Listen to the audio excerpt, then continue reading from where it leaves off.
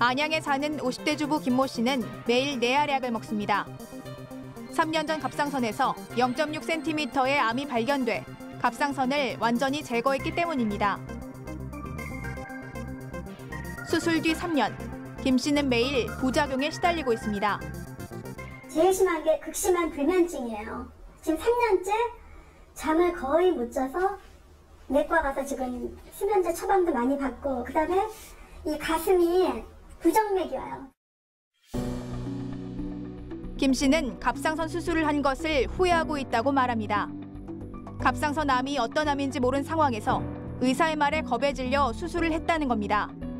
수술 뒤 부작용에 대해서는 전혀 사전 설명을 듣지 못했다고 주장합니다. 딱 그 세 가지. 크기, 악성 종양 수술해야 된다. 수술은 꼭 해야 된다. 그래서는 전절제 할 거고 이제 약을 먹어야 된다. 그 얘기는 아무 얘기도 안 왔어요. 하지만 담당 의사는 말이 다릅니다.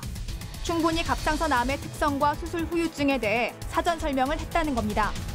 기본적으로 저희는 이제 여기서 설명 듣고 이제 코디네이터에 가서 또 설명을 듣고 그래서 설명을 한 3번 정도 듣죠. 그리고 이제 또 궁금하면 또 와서 설명 듣고 이번 당일날 또 설명 듣고 하는데, 갑상선은 체온과 대사를 조절하며 몸의 기능을 적절하게 유지해주는 호르몬 분비 기관입니다. 나비 넥타이 모양으로 무게는 딸기 한 알 정도입니다. 이 갑상선에 악성 종양이 생기는 것을 갑상선암이라고 부릅니다. 갑상선을 제거하면 신체 대사를 조절하는 호르몬이 나오지 않습니다. 때문에 수술을 하면 신지로이드라는 이 약을 평생 복용해야 합니다. 이 같은 불편함을 감수하고 환자들이 수술을 결정하는 것은 바로 암이라는 무서운 단어 때문입니다. 그런데 최근 국내 의료계에 이 같은 갑상선암 수술에 대한 과잉 진료 논란이 일고 있습니다. 지난 3월 19일, 현직 의사 8명으로 구성된 갑상선암 과다진단 저지를 위한 의사연대가 성명을 발표합니다. 국내의 갑상선암 환자가 기형적으로 급증한 원인이 의료진의 과다진단 때문이라는 내용입니다. 갑상선암에 대한 그 초음파 검사가 늘어난 거예요. 갑상선암을 우리가 분석을 해보면은 그것이 전반적으로 다 늘어난 게 아니고 아주 작은 암들이 늘어나는 거예요. 암이 발견되면 대부분의 환자들은 불안에 시달립니다. 이 때문에 다른 생각할 것 없이 의료진이 권하면 바로 수술대에 눕는 겁니다. 10년 전 국내 암 순위 1위는 위암이었고 갑상선암은 6위에 머물렀습니다. 하지만 2008년부터 갑상선암이 1위에 올라 계속 부동의 1위를 지키고 있습니다.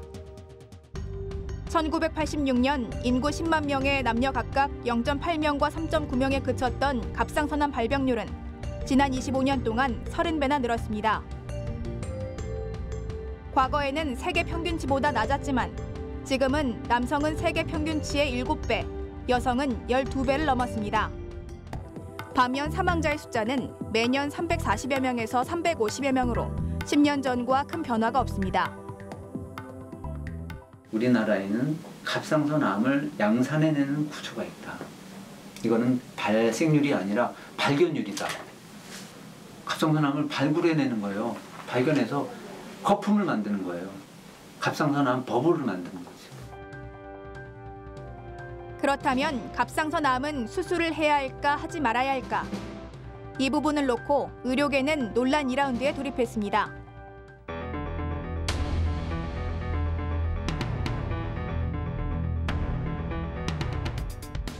갑상선암 가운데 가장 많은 암은 유두암입니다. 무려 96.8%를 차지합니다. 이 암의 특징은 암답지 않게 진행이 무척 느리다는 점입니다. 갑상선암이 착한 암, 거북이암으로 불리는 이유입니다. 2013년 7월 30일자 미국 뉴욕타임스 일면. 유두암을 더 이상 암으로 부르지 말자는 미국 국립암연구소 소속 의사들의 주장이 실렸습니다. 세계보건기구 WHO에서도 1cm 이하의 유두암은 암이 아닌 미세암으로 부르도록 규정하고 있습니다.